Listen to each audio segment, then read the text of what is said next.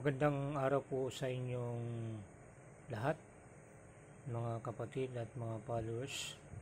Sa nakaraan ko pong video ay binigyang pansin ko ang may kaugnayan sa Isaiah 46:11, ang dako na pinagmulan ng ibong mandaragit, ang sugong hinulaan sa Isaiah 46:11, na ang pinagmulan ng sugong itinulad sa ibong mandaragit ay malayong silangan. Nasa Hebreo salita ay mesrak.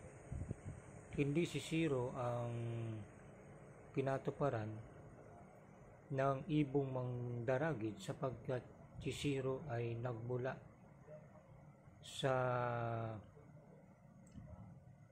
rehiyon na Eastern Hemisphere na noon sa matandang geografiya ay Near East o malapit na silangan, na sa makabagong panahon ay Middle East o gitnang silangan. Subalit ang pinagmulan ng ibong mandaragit ay malayong silangan. Kaya hindi si Siro ang naging katuparan nito kung may kaugnayan sa dako na pagmumulan ng ibong mandaragit. Subalit hindi lamang ang dako ang dapat na pagbatayan ng katuparan ng Isaiah 46:11, kundi maging ang pinagsuguan ng ibong mandaragit. Paano ba ipinakilala sa hula ang uri ng mga tao na pinagsuguan ng ibong mandaragit? Basahin po natin ang talata o mga talata dito po sa banal na kasulatan.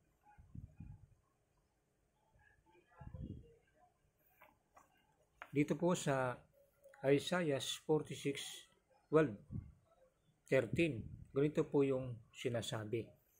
Inyong dinggin ako, ninyong may mapagmatigas na loob na malayo sa katwiran.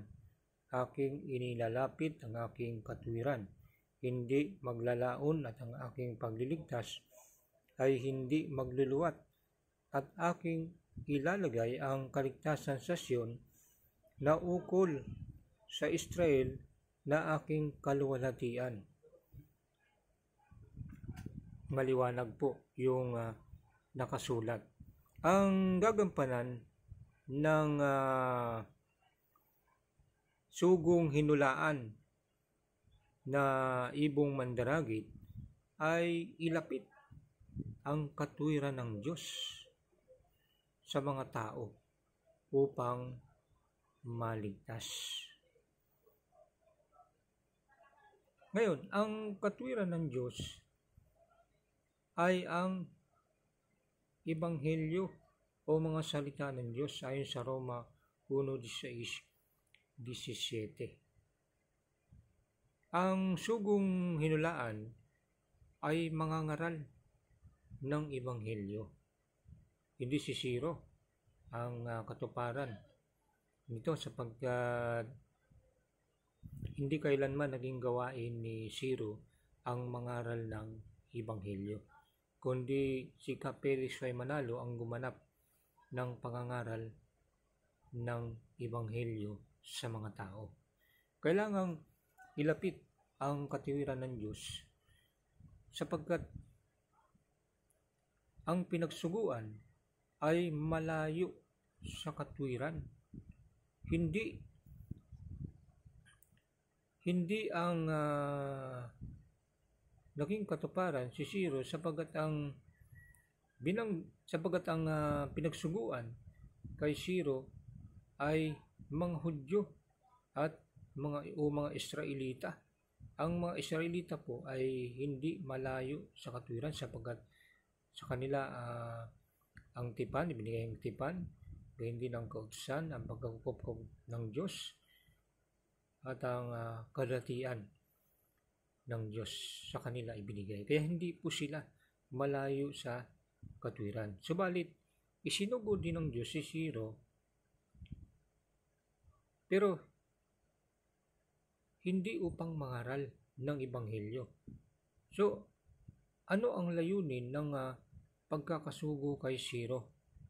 So, basahin po natin ang binanggit ng ikalawang kronika dito po sa 36, mga talatang 22-23. Ganito po yung ating mababasa.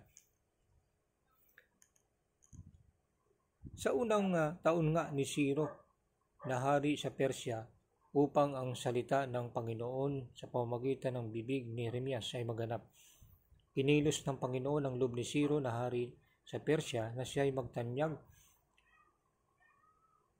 ang kanyang buong kaharian at isinulat din naman na sinasabi, ganito ang sabi ni Ciro na hari sa Persya, lahat ng kaharian sa lupa ay binigay sa akin ng Panginoon, ng Diyos ng langit, at kanyang binilinan ako na ipagtayo siya ng isang bahay sa Jerusalem na nasa Huda. Sino mang mayroon sa inyo sa buong kanyang bayan, sumakanya nawa ang Panginoon niyang Diyos at umahon siya.